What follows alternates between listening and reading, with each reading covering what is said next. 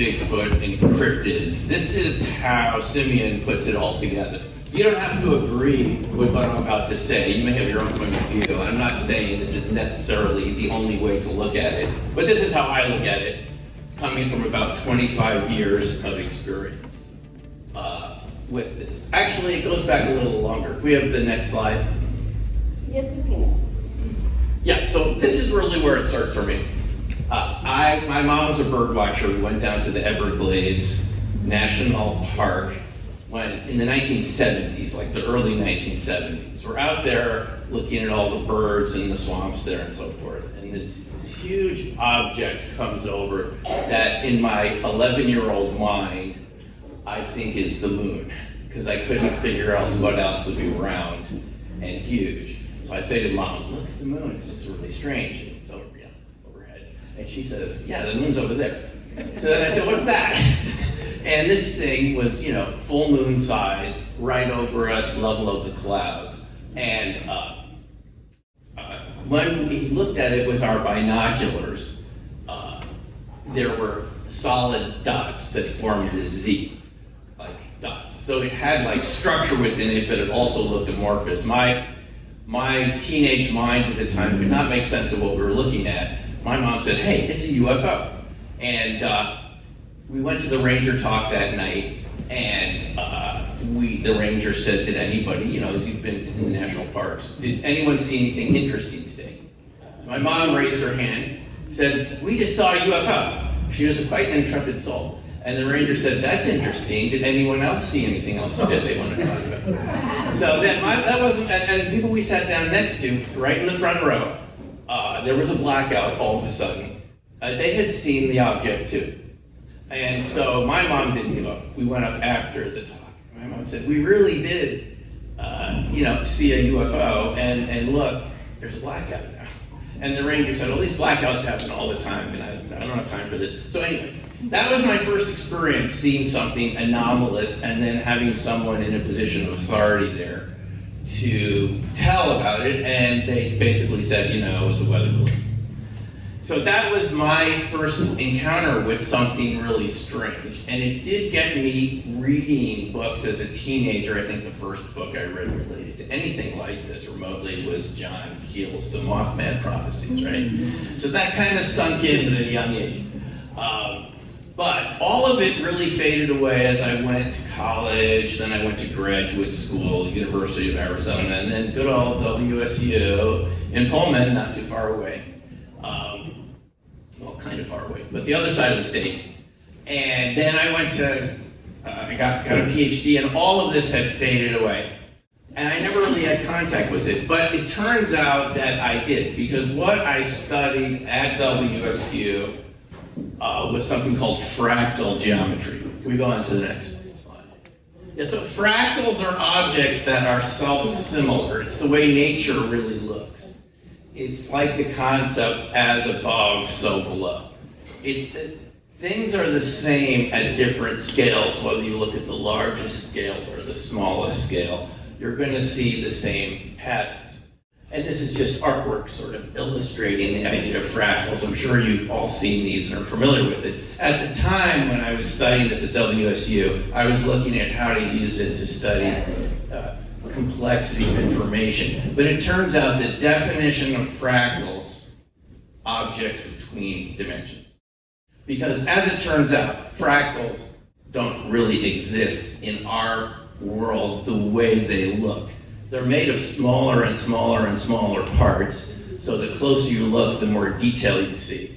And they literally describe objects between dimensions like clouds and mountain ranges, and the way rivers meander and flow and break off into streams. And they describe your cardiovascular system, the way the lungs are the bronchia that can break into smaller and smaller branches, or within your body, you have, larger blood vessels and smaller vessels to get to every part of your body. So it's like that phrase from hundreds of years ago, bigger fleas have smaller fleas on their backs to bite them, and the smaller fleas have teensier fleas, and so on infinitum.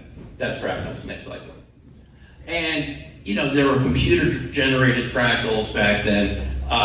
you could make them on a computer. This is what it was in the early 90s. Now they're very sophisticated. But the point is, fractals look like nature. Nature doesn't really work according to straight lines. We're the ones that impose order and regularity of shapes from our Western tradition onto nature. It doesn't actually look like that. It looks more like this. Next. And fractals are used, JPEG compression is an example of how they've been applied and so forth. You don't need to sample every little piece of data. You can just have an algorithm, and it can sort of take one out of every pieces of 10 data points, and you could kind of reproduce sort of what the object looks like on a fraction of the data, which is very useful in satellite communication and so forth, where there's a lot of data going back and forth. But the point is, this actually has practical technological applications, and it's the way that nature designed us and the universe. Next. Okay, yeah. And even fractals are not just objects in space, they're actually in time. The rhythms of the heart, the rhythms of sounds and of music follows these sort of fractal patterns. Next slide. So that you find this sort of self-similarity over long time periods, and you look at over a month, over a week, you see the same sort of wave pattern. That's also a fractal time pattern, which it means it never resolves to a line. All of our Western educational training teaches us to resolve things to a line. I know when I taught statistics at WSU and U of A, there was always this idea, and I know this is going to resonate with you, that you could throw out outliers that didn't fit your line. Well, maybe those outliers are what matter. But for a long time, our statistics, all the statistics we use, going back 100 years, is based on finding these normal patterns within data. And the way you get to that normalcy is by throwing away data, right? Outliers, which could get you in deep trouble if that outlier happens to be like COVID, when only 60 people have it. So it's an outlier. Only 60 people have it, right when it first started in this country. I think it started on this side. Well, maybe it started in New York City, who knows? But the point is, those outliers can actually be what really matters. Next. So, just one case to illustrate this to you very clearly. This is the coastline of England example from Benoit Mandelbrot, the guy that kind of discovered fractals working at IBM. He was studying signal noise in telephone lines, and he found that those fractal repeating patterns at any scale. So how long is the length of any coastline? It actually is not a fixed distance, believe it or not. It depends on the size of your ruler. The smaller the ruler, the more detail you will see. As your ruler gets smaller and smaller, it would go from just measuring a certain fixed distance, and now you're going between rocks, between sand grains. It turns out the distance of any coastline is infinite. It depends on the scale. So what this teaches us is what we're seeing in data is the assumptions that we're putting into the models to begin with. So it's the phrase, you've heard GIGO, garbage in, garbage out. So the point is, the way the world looks depends on how you're looking at it. It actually can be different scales depending on the instruments you're using to measure it. It doesn't have a fixed objective definition exactly the way we thought. So it turns out coastlines are between 1 and 2 dimensions. I forgot the coastline of England is like 1.6. Clouds have like a dimension of 2.2 to 2.3. They're interdimensional objects. They're more than a flat surface, but they don't fill in, like clouds, for example, all of the space, so they're not three-dimensionally. That's why they're between dimensions, and that's why they're considered to be fractal objects. Next.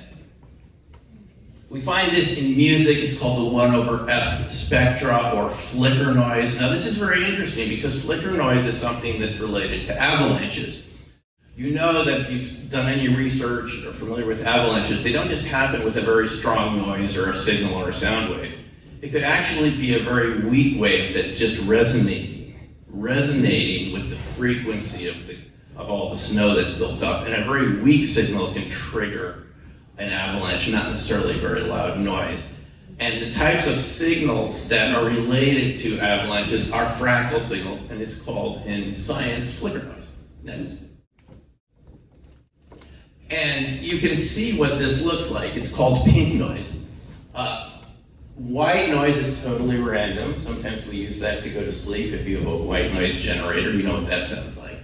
Brown noise is correlated. And this pink noise, and even if you read science articles about this now, it's sort of undefined. No one knows exactly what it is. It's between correlation and total randomness. It's a fractal signal. And you find this in some sorts of exotic physics properties. Next. So, my introduction to these subjects comes through remote viewing. After I graduated from WSU, because I had studied fractals, I was of the view that there may be phenomena out there that science hadn't identified, because they were looking at it the way I was taught as a statistics teacher, to make everything linear. But once you knew about fractals and realized that linear statistics was just sort of a very general approximation of reality that may not even fit it very well, I was looking for processes that could be more like fractals, like the shapes we were looking at, more the way nature designs things. And when I heard about remote viewing, I thought maybe this is it. Maybe this is something that's more like flicker noise and not those dreaded linear lines that we're always trying to fit data sets to. Remote viewing, just a brief introduction, this is something that we're all capable of doing. Somehow our military found out about it in the 1960s, that the Soviets had lots of institutes, 22 institutes for remote viewing run under the KGB, to try to weaponize human intuition, telepathy, precognition, all these sort of psychic phenomena that you're familiar with. It's all built into us.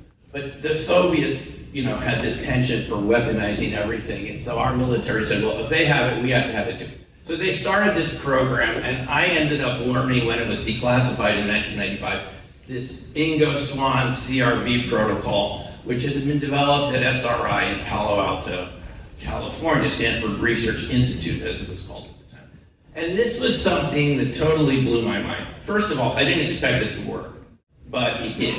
I took a course at the Farsight Institute in Atlanta, Georgia, and I was really surprised that within 2 or 3 days, I was literally describing something that was in a folder behind my back that you wouldn't see. You had no clue what this was. You're just given some random numbers that were put on the folder. And these are just examples of what these sessions look like. You have these phases, you have these things called ideograms, and you have these sketches that you go through. And if the procedure works properly, by the end of the session in 15 minutes, 20 minutes, an hour, maybe 2 hours, you've actually reproduced what's in the folder. Again, something being graduate school, PhD educated person, I wouldn't have thought was possible until I saw myself doing it and everyone else in the class, at least in that 8-day class at Farsight. And so I've been involved with this ever since. Next slide.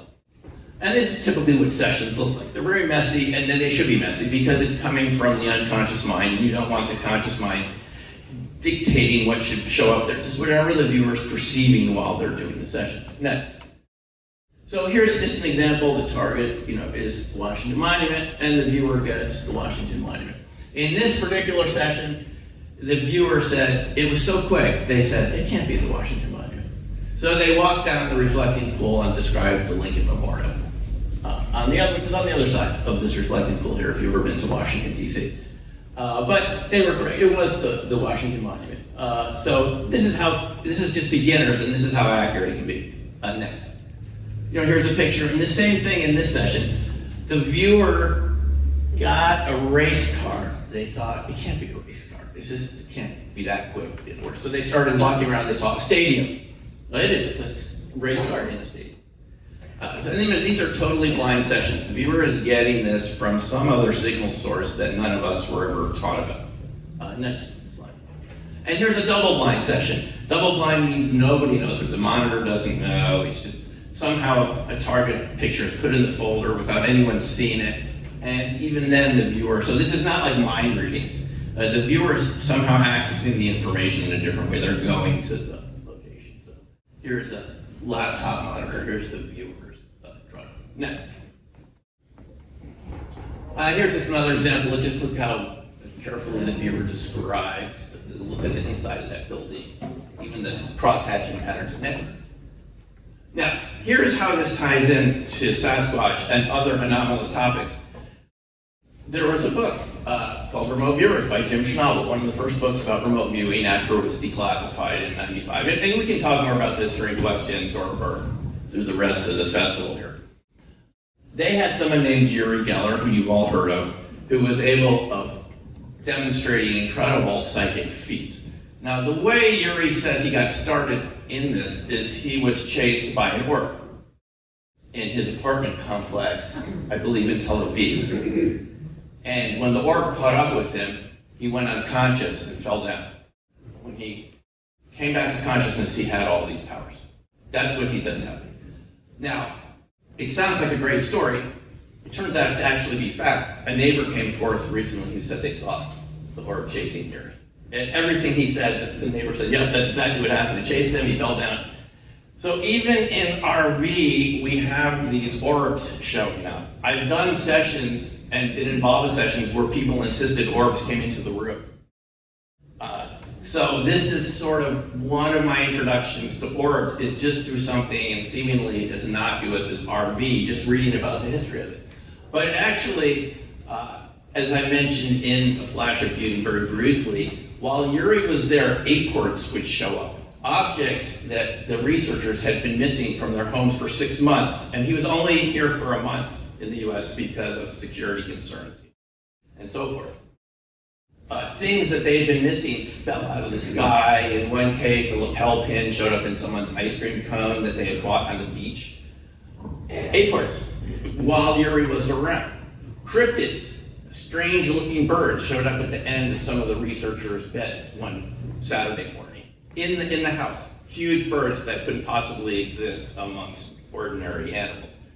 Small UFOs were seen flying around Lawrence Livermore Lab. I mean, the classic 1950s disc-shaped UFOs, you know? So this is all just associated with RV, which led me to believe that maybe RV is just a fraction of a description of a larger reality, and you got what we call overlapping phenomenology. It's a big word meaning you can't separate these phenomena neatly. And even someone like me is guilty of this. I actually couldn't understand why these topics would have anything to do with each other, remote viewing, UFOs. But it was after talking to Jacques Vallée at one of the IRVA conferences, International Remote Viewing Association meetings, in Vegas one time, and he said, this is what they're not telling you, Simeon, in all these UFO reports on these websites, is that the experiencers have precognitive experiences before their encounter with the UFO. Does this sound familiar? Strange things start happening even before they have the contact, and then after they have the contact, they have remote viewing abilities. So again, this shows us we're dealing with some sort of interdimensional process, in my view. And no matter how it comes at you, whether it comes through UFO contact, whatever those turn out to be, I guess we're all going to find out over the next couple of years if things progress as we're hearing these congressional hearings going on. Whether it's a UFO contact or a cryptid that you encounter, a Bigfoot, or somehow all paths lead to Rome. This seems to be what the data show us is going on. Okay, next slide. So this got me interested in crop circles because some of the targets that you do in RV are called non-verifiable anomalous targets. It's just something that's sort of fun. You can't necessarily know that. Like if you view a UFO from a picture, you don't know at the end of the session, and you went inside the craft, if that was actually inside the craft, as we do sometimes send people inside. But we viewed crop circles. I didn't even know what these were in 1996, believe me. That was fresh. I had been teaching at WSU as an assistant professor. I'd never heard of crop circles. I got curious, what are these things? This is my first viewing crop circle target ever. I started going over there in 97. Next slide.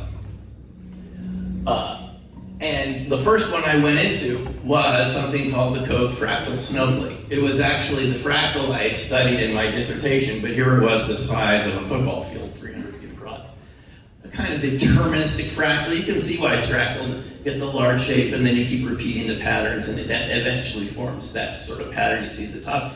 And whoever made this, whatever made this, was attempting to recreate this particular fractal shape, which to me was like, wow, that's kind of a synchronicity here. I studied this for a couple of years, and it's in the field, and go figure.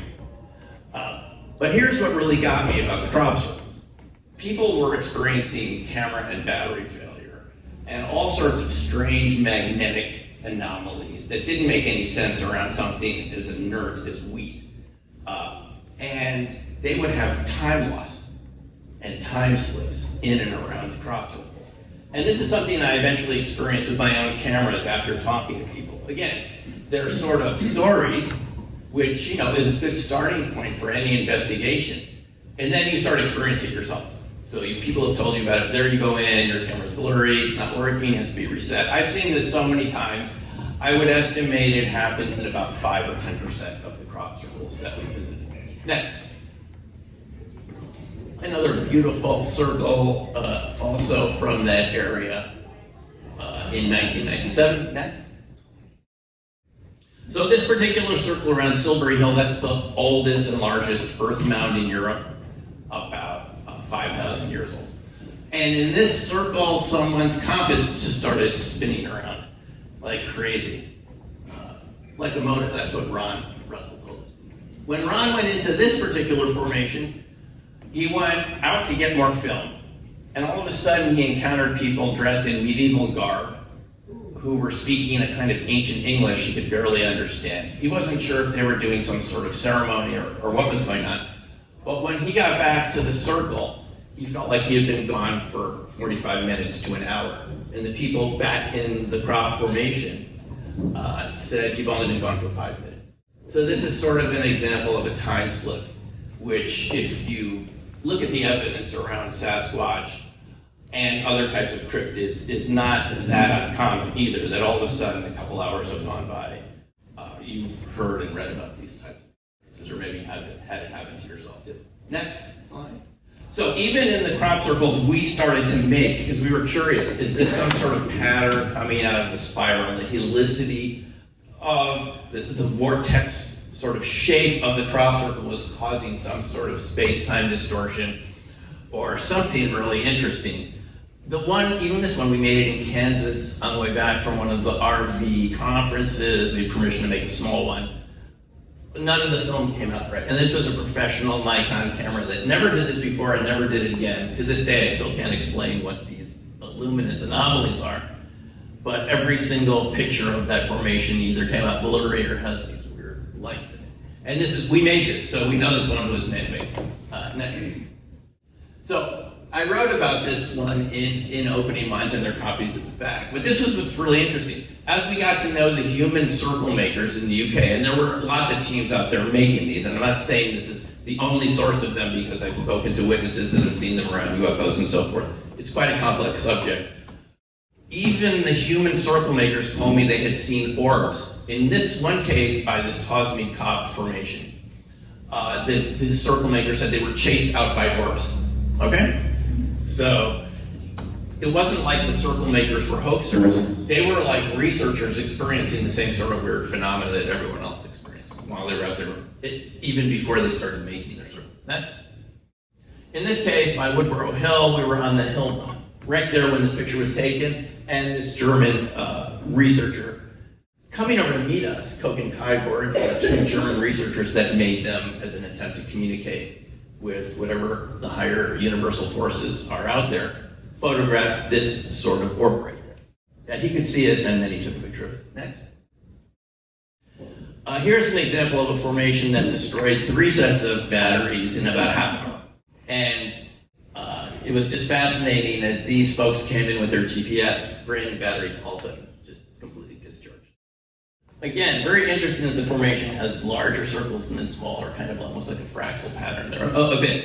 But so this was in '99, really showed me, wow, I mean, my static meter stopped working and someone else's camcorder just jammed up, electronically, and then these folks came in their bed. Other people who visited the formation told me the same thing happened. I went back there later in the year after the crops had been harvested and there was no effect. So it wasn't like just something in the area, it was something to do with that pattern in the wheat. Next. Yeah. Next. So, talking to film crews there over the years, they told me that they knew many other film crews that had their professional beta cams also stop working. In one case, BBC camera crew, the camera locked up so badly they had to call London for instructions how to reboot it. It had to be rebooted from scratch. So this happens to professional film crews also in and around these types of circles. Next. One of the tourists who came with us on our crop circle tours in 2006 had the same experience, just the camera not taking the picture, nothing's there in the viewfinder, it freezes up, just all these weird sort of glitches in this particular pattern. Next. And you can fast forward over her talking about it, it's just a little sound, but she's just describing. This was an engineer from one of the universities in Oregon, electrical engineer, his watch, which had a compass in it, stopped pointing north. He said that north and south were no longer at 180 degrees, they were 90 degrees apart. Next. Yeah, this is the watch that malfunctioned. So this affects a whole variety of devices. Next. Just a tourist from Switzerland who was on our tour experienced this in her camera. Next. So what I thought may be going on is something what we call metamaterials, waveguides. Animals have this built into them. Many different animals. They use it for camouflage, for being hydrophobic, to repel water, insects. The Morphos butterfly, which appears blue, but there's no blue dye there. This is pure waveguide action. It's refracting light. The wings from the pattern smaller than the wavelength of light are changing the frequencies into blue. So nature already knows how to do this. I thought maybe there's something with the wheat, and the weave, and it's sort of refracting. But light's pretty small and wheat's pretty big, so it didn't quite seem like it would be literally waveguide, quite the way this we see here, but it's something to do with that. Next. And then you have the idea of photonic crystals. Again, really small wavelengths with pile patterns that change the refraction frequencies of light. And this is used in all type of technology and so forth. It seems that the crop circles acted like these types of crystals in some sort of way. Next. Now, there is a UFO connection to crop circles because you had the Tully saucer nests where people saw discs in areas, in marshy areas, and they would leave these patterns. And one of the guys who saw that, I think it was Doug Bauer of the Doug and Dave team, that we've heard about from the UK, the two guys from the pub. They came back to England, and they were one of them, I think they're both artists, and they thought, let's recreate this UFO type feeling in the UK field. That's what motivated them to do it. So there is a UFO connection. Next. This woman, Louise Voves, who passed on recently, she told me that she was with her brother in Usk, Washington, picking huckleberries clear over on the other side of the state. And a UFO with the classic falling leaf pattern hovered over them. And as it left, it went right over the meadow and flattened the plains. So here's a witness that has seen flying discs flat. It didn't create a crop circle. She said it was just a clear, flat as a pancake pattern all the way across the meadow. So there is definitely a UFO connection to crop circles, and there was also people that imitated that. So it's quite a complex phenomenon. The interesting thing for us is that you still get these weird electromagnetic effects from a vortex helical type pattern. Next. Here's some of the anomalies, light anomalies you see around crop circles. It's Colin Andrews, a crop circle researcher who had his own camera, stopped working while he was with us. Next. Here's a crop circle that created this long-range magnetic pattern. Colin measured this thinking there had to be magnets buried there, but there were no magnets buried in this field because we talked to the people who made it. It still created these large-scale magnetic patterns. I mean, 22, 23 Gauss is a lot of magnetism. So just think about it. Something inert as wheat, you make it into a spiral shape, and all of a sudden you're creating magnetism. Next. Another picture of an orb, or another formation. Next. Next. Yeah, so here's a more naturally made one that looks like this was created by a whirlwind or miniature tornadoes. So there are different causes of these formations. You can see that the weeds splayed outwards. Next. So my idea back then is the only thing that I could really think of is that these crop circles or crop patterns, because of the helical spiral patterns, were literally organizing some sort of energy. At the time, I thought it could be dark energy, and I did research on this. If you look around, you listen online and things, you'll be told, oh, there's just a little bit of dark energy around it, dark matter. It turns out there's a lot more. It's not just dark energy and dark matter are not just something way far out there in the cosmos, right?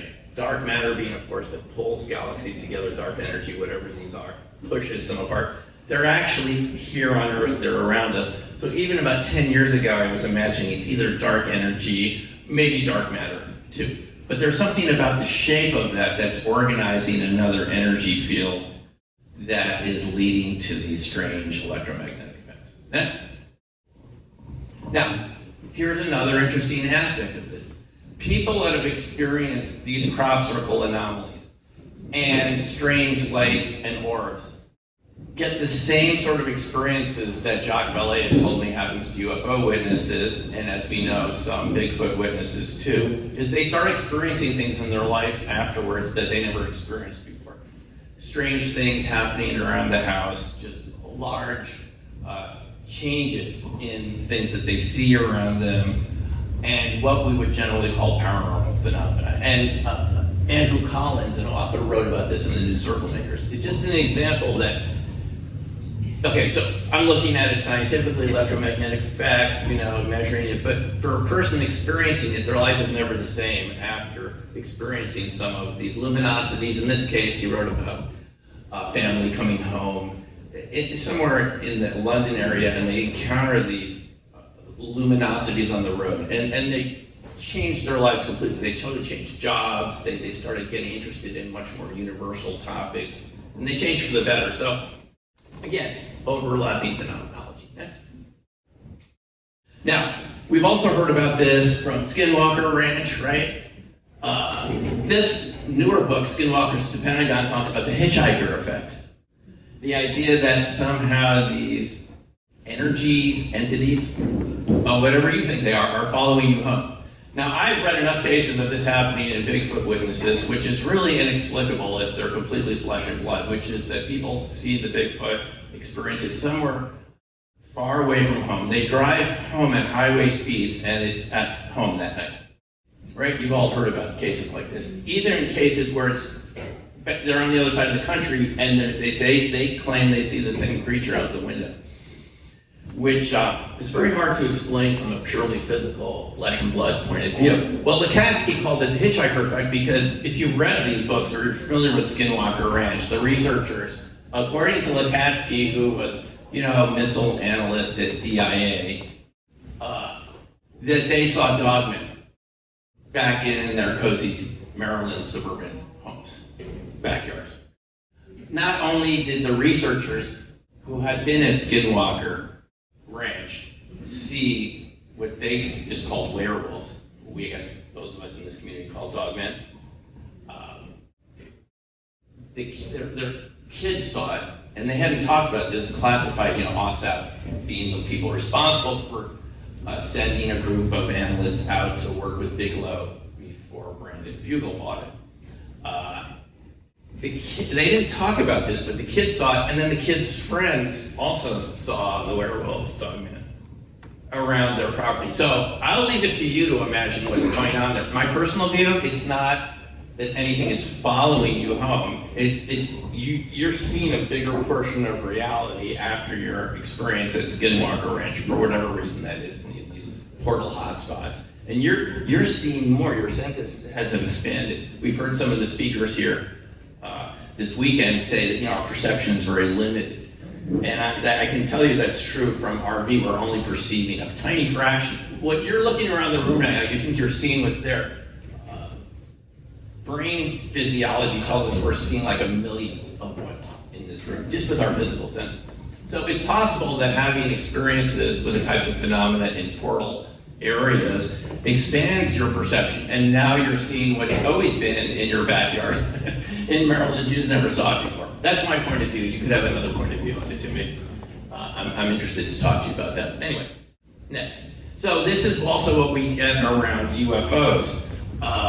This report from the 60s from Keel and Laura is just great on all these strange effects of UFOs. Again, Jacques Vallée was very emphatic that a lot of these official organizations want to sanitize the experiences, so it just seems like a metal disc with little guys in it from another planet. And he told me it's the last thing it's much more complex than that.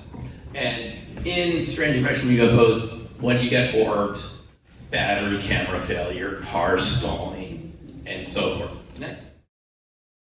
Now, this is a really good example of this. I just did an interview with Stan 2 days ago. I'll have it on my YouTube channel as soon as I'm back in Wi-Fi range when I can upload it. It's on my podcast channel now. But Stan is the one, and he just re-emphasized this a couple days ago. Stan Gordon being the researcher from Pennsylvania. He said he's been in this since 1959. He's been studying UFOs and Bigfoot longer than I've been alive. 1959 is a long time ago. And he told me continuously since 1959, he didn't hear about the first Bigfoot connection to UFOs until around 65. And he said it's never stopped. And he said where you get Bigfoot, you get other cryptids. You get the Black Panthers. You get Dogmen, and even Thunderbirds. And he said, even until a couple of weeks ago, he's taking calls. He said his phone has never stopped ringing from 1959. He was working with this Westinghouse group that Stanton Friedman was a part of, Westinghouse in Pittsburgh. It was just a group of engineers interested in UFOs who worked for Westinghouse. And he got, as a kid, a 19-year-old, he got to be the phone guy that got, received the calls in the office. He said the phone's never stopped ringing from 1959. He said there's so much of this going on, but we don't hear about it from the media and so forth. It's on his website, all these cases. But what do you get in these cases? You get orbs. You get time loss. Strange he's an electrical engineer. Strange electromagnetic effects. The same things that we saw around crop circles. And UFO sightings. He said you cannot separate Bigfoot from UFOs. He's convinced of this. He goes, where you have UFOs, you often get Bigfoot and other types of cryptids. And they're not separate topics. And where you get the Bigfoot, you often get UFOs. Next slide. And there are just so many examples in the Silent Invasion book. If you haven't read it, you definitely need to check it out. Of just, they have Bigfoot contact, creatures, and then objects show up. And as people said to me, Simeon, how could you have something advanced like we think of ETs and then sort of more primitive like an ancient primate? Why would they be together? I said, because it's not an ancient primate. And there's some connection of frequency there between these phenomena. They're at the same frequency. Like you tune into that channel, you're going to get all these different types of phenomena. Maybe they even are more intrinsically connected than we understand. Next. Yeah, so this is just one illustration from his book. And he talked about this case just a couple days ago. Again, where the person saw white-haired Bigfoot. And this is Pennsylvania. This is southwestern Pennsylvania. There's a big hotspot there called Chestnut Ridge, which goes all the way down to Virginia. And this is just so many cases where they had the creatures or humans, whatever you think they actually are, and the UFO showing up at the same time. Next. Terry Lovelace has written about this too. He had his own experience while serving in the Air Force in a state park in Arkansas, but he took witness reports in his second book, and again, it's full of this overlapping phenomenology where you have UFO sightings and you have orbs and so forth. Next. So how does this connect to all these sorts of other science topics? I think there's some real direct connections here, and I just want to talk about this in the remaining time we have. Dark matter, even though we don't know mostly what it is, and I mentioned it before, it turns out that the Soviets and the Russian scientists have been studying this for a long time, and they they're not the only ones, but they came to the conclusion it's a type of relic neutrino from the cosmic background radiation. It's about 1% of dark matter, but it's still more than all the more matter we can see in the universe. 1% of dark matter is lava. Dark matter being the vast majority of matter. What we see around us and all the stars and the plasmas and so forth out there is just about 0.5% of all the type of matter and energy that's out there. Most of it's invisible. And people like Alexander Parkhomov studied this with this homemade relic neutrino detector where he put radioactive substances at the tip and saw the direction you point the telescope affected the rate of radioactive decay. It's not supposed to happen according to standard physics models. It was affected by the time of year and by the motions of planets and so forth, radioactive decay. And he found this happened in biological reactions and so forth. In other words, the Earth is receiving this energy, but not constant. There's some variation in it. And this type of energy, these relic neutrinos, relic because they're from the, going back way back to the Big Bang. They're not like the solar neutrinos that come from the sun that you may have heard about, that are really tiny and really fast and don't interact with anything. These neutrinos, their wavelength is enough to interact with cells, with chemical reactions. And they encourage reactions to happen. They're called what we call bosonic. They encourage particles to come together. So, at the scale that we live, we're affected by cosmological factors, and people like Parkhomov showed that next. Yeah, and so there's just a lot of research in relic neutrinos and what they do and how they interact. And as the space telescopes get better, perhaps these neutrinos don't interact with us directly electromagnetically. They kind of create gravitational pressure. They flux and they flow around objects. They're attracted to planets. They're attracted to galaxies and so forth. Next. So this is really what dark matter looks like throughout the universe. When you look out there, you just see individual stars. But if you could see the dark material, you would see webs of connection between the different galaxies and cosmological structures out there. So this is sort of a map of what dark matter, what our universe really looks like. That things are more connected than they appear to our eyes. Next. Interestingly enough, the research done at Pear Labs in micro PK, this is your ability to affect physical objects with your mental intention. The micro PK they use to measure effects of people on machines generating random numbers. They found that bonded pairs could influence the machine, the couples, people, could influence it more than a single person, which again suggests, in my view, that this sort of subatomic, kind of very small particles, the relic neutrinos, that we're emitting them, and when we're in harmony together, in a kind of resonance, it's a stronger effect. And I can tell you that having seen demonstrations of PK in Japan from a guy that could levitate light objects with his hands. He was able to send a cigarette across the room into my shirt pocket from about 15 feet away, which you could try all day and you'd never do it if you were throwing that cigarette. Did it in one shot. It turned like right angle and went down with force into my shirt pocket, and he's over there. This seems that we emit a type of energy.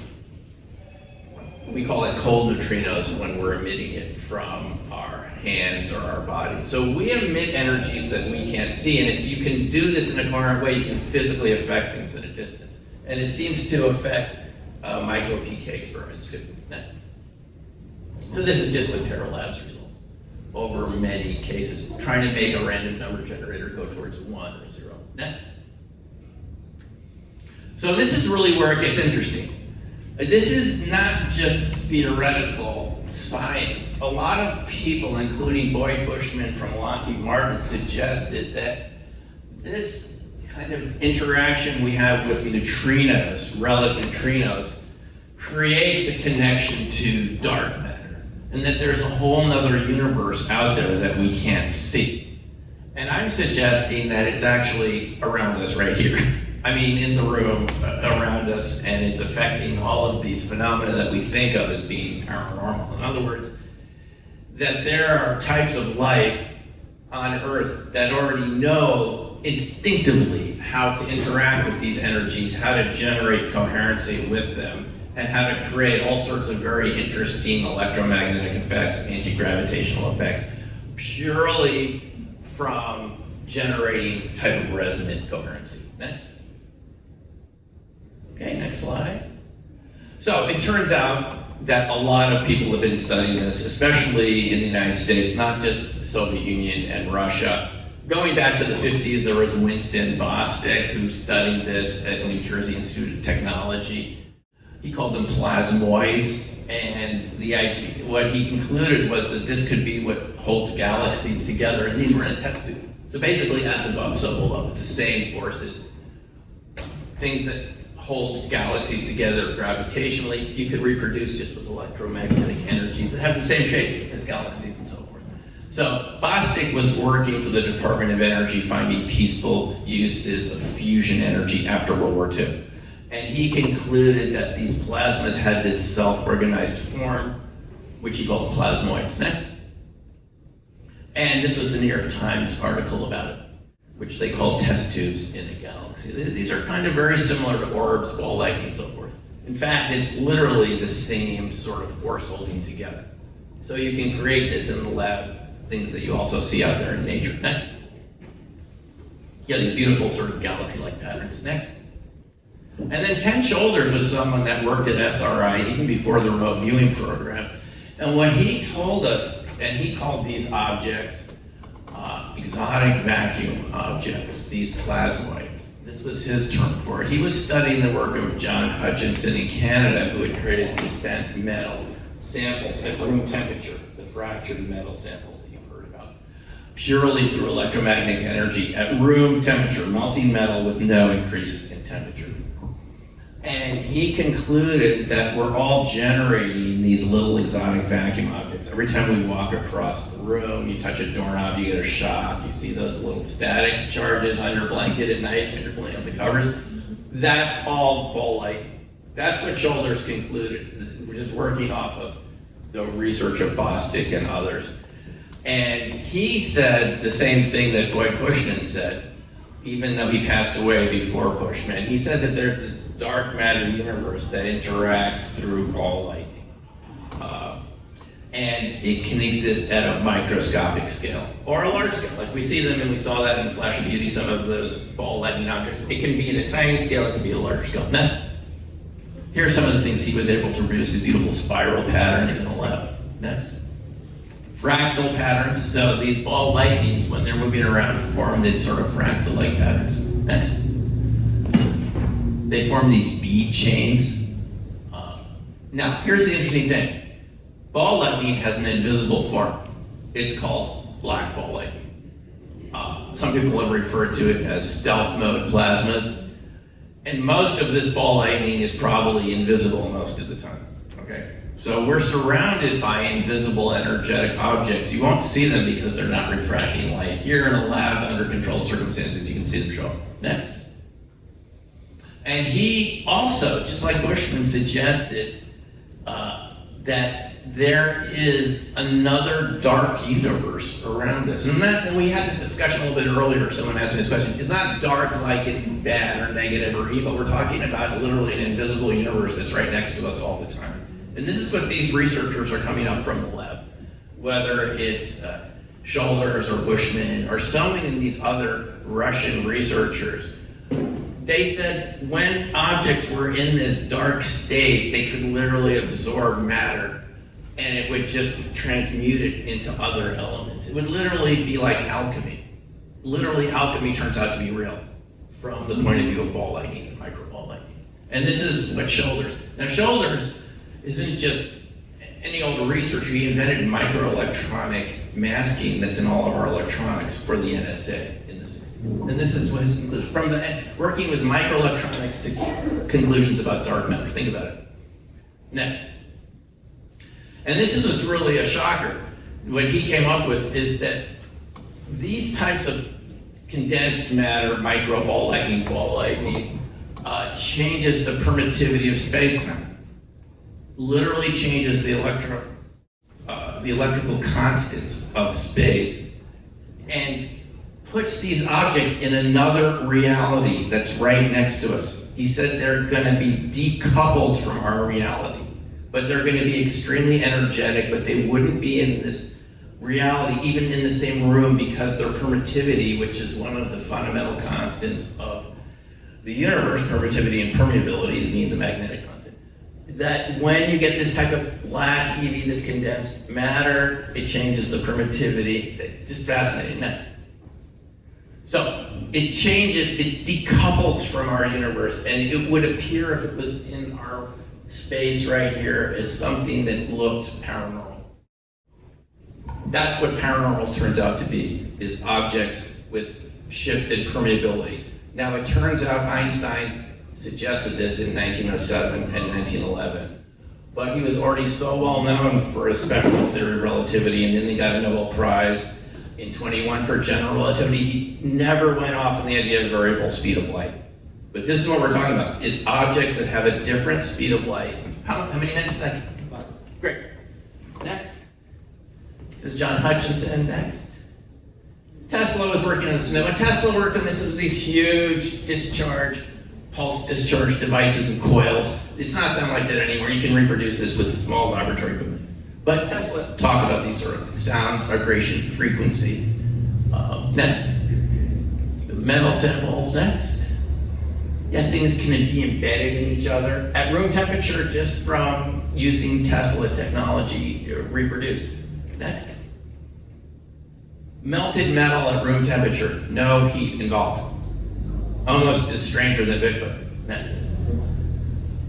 Small black holes in some of these objects, such a level of what Takeaki Matsumoto, who I'm sorry to say, just passed away about 2 weeks ago at the age of 81, but he left us a lot of great research that the Martin Fleischmann Memorial Project was able to go over to Japan and digitize all of this. You saw a little bit in the flash video last night of the micropole lightning in some of his experiments underwater. He concluded this literally causes an electronuclear collapse of matter, forming small black holes and regeneration, and this is why in cold fusion experiments you end up with new elements that were not there in the reactor vessel. Before you started, you're done and you've got new elements there that weren't there before. Next. He said it's probably just like black holes out there, slightly different mechanism, but the same sort of effect. As fractal, as above, so below. Next. Yep. And so these things, what we call cold fusion, is just a simulation of what the universe has already been doing. In other words, it's totally natural. Next.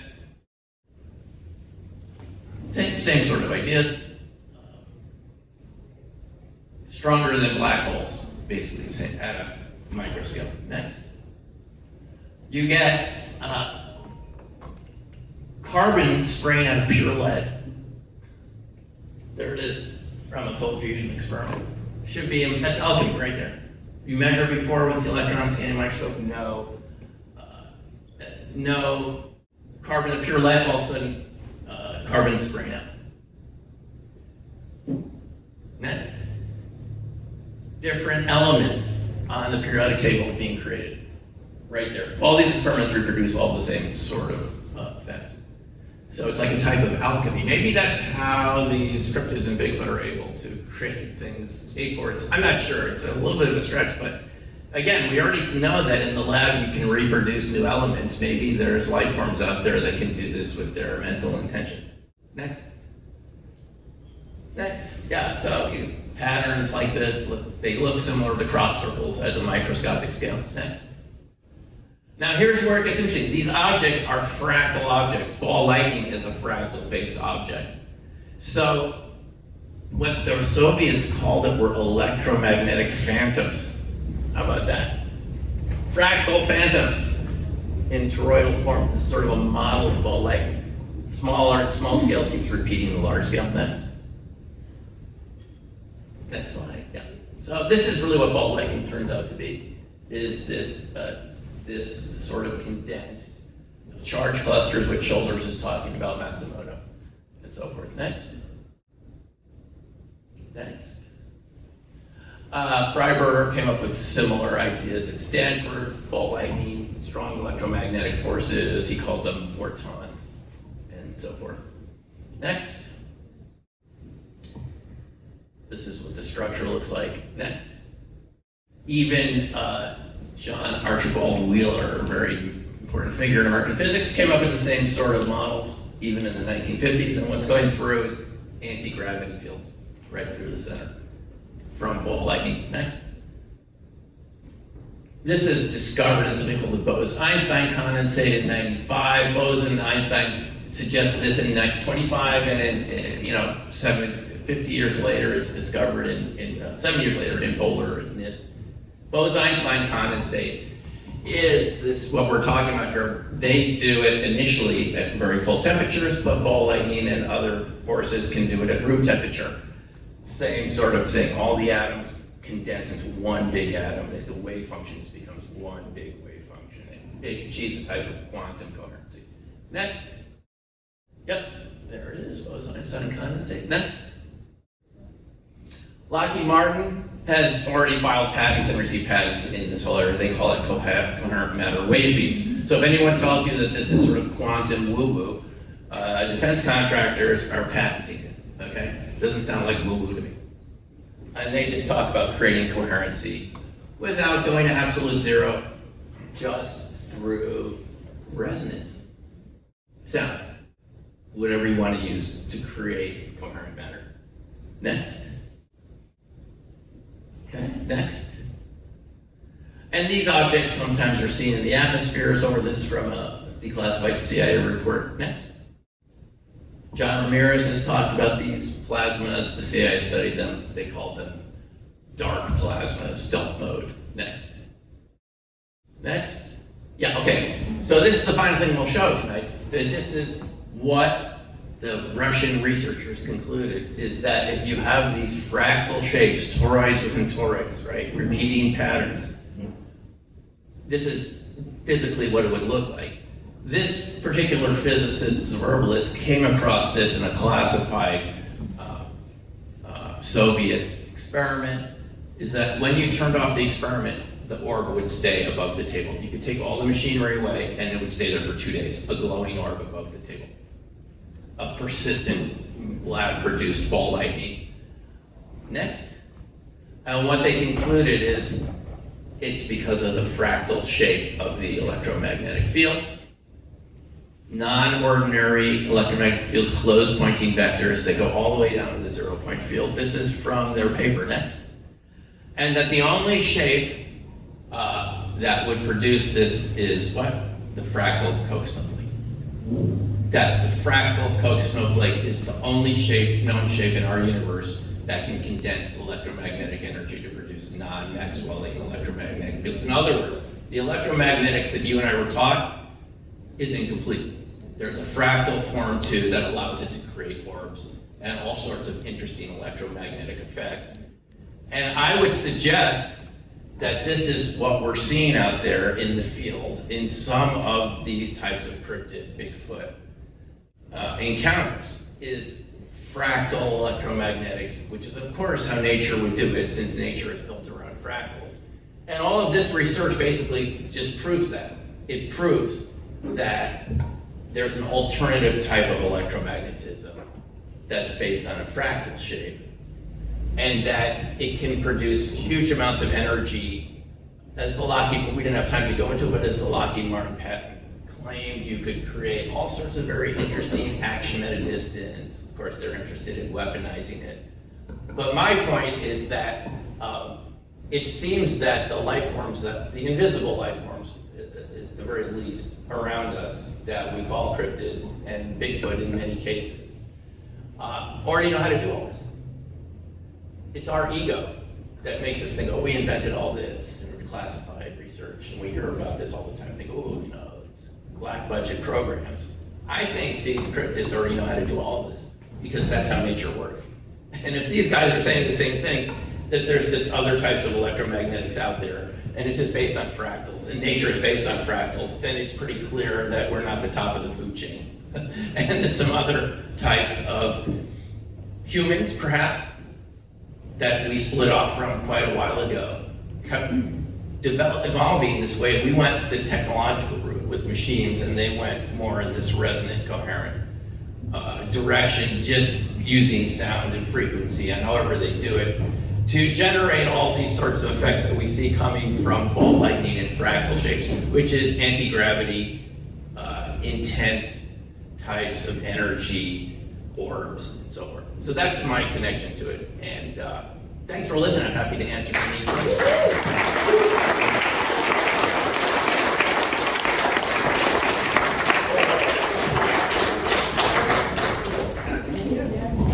We're going to keep Simeon around tonight for the Flash of Beauty second showing. So if you have questions for Simeon later, we're going to be back here. It's fine.